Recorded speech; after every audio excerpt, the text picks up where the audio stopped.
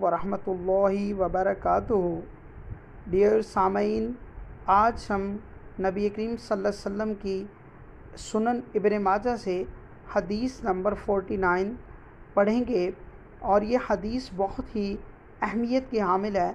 خصوصی طور پر جب ہم کوئی بات چیت کرتے ہیں تو ہمیں غیر شرعی گفتگو سے گریز کرنا چاہیے، ہمیں غیر شرعی گفتگو پر بات نہیں کرنی چاہیے۔ اب ہم حدیث کے الفاظ کو پڑھیں گے۔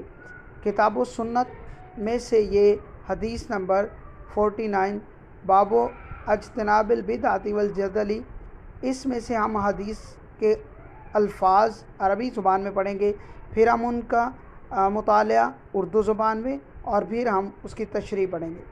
تو چلیں سٹارٹ کرتے ہیں۔ بسم اللہ الرحمن الرحیم۔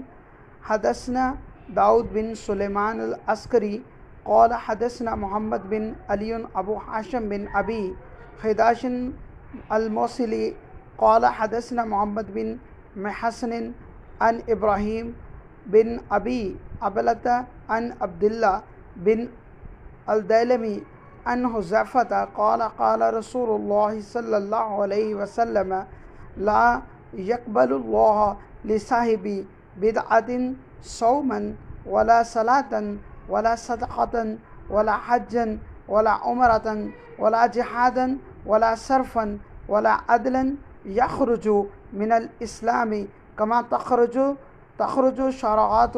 شعرات من العجین۔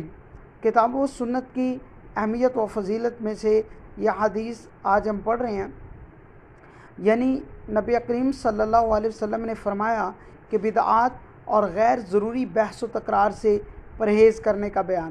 حضرت حذیفہ سے روایت ہے، اللہ کے رسول صلی اللہ علیہ وآلہ وسلم نے فرمایا، اللہ تعالیٰ بدعتی کا نہ روزہ قبول کرتا ہے، نہ نماز، نہ صدقہ، نہ حج، نہ عمرہ، نہ جہاد، نہ نفل، نہ فرض۔ وہ اسلام سے اس طرح نکل جاتا ہے جس طرح گوندے ہوئے آٹے میں سے بال نکل جاتا ہے۔ تو یہ حدیث کے الفاظ تھے جو ہم نے سنے۔ اللہ پاک ہمیں اس حدیث پر عمل پیرا ہونے کی توفیق عطا فرمائے، اور اللہ پاک ہماری عبادات کو قبول فرمائے، اور ہمیں بیجا تنقید اور بحث و مباحثہ جو ہم کرتے ہیں اس سے اجتناب کرنے کی توفیق عطا فرمائے۔ اللہ ہمیں اچھے کاموں میں پڑھنے کی توفیق دے، برائی سے بچنے کی توفیق دے، اور اپنا بنا کر اس دنیا میں رکھے، اور آخرت میں خاتمہ بالایمان فرمائے۔ آج کی حدیث ہم یہیں پر مکمل کر کے اجازت چاہتے ہیں۔ نیکسٹ حدیث میں ہم حاضر ہوں گے، تب تک کے لیے اجازت دیجیے۔ اللہ نگہبان۔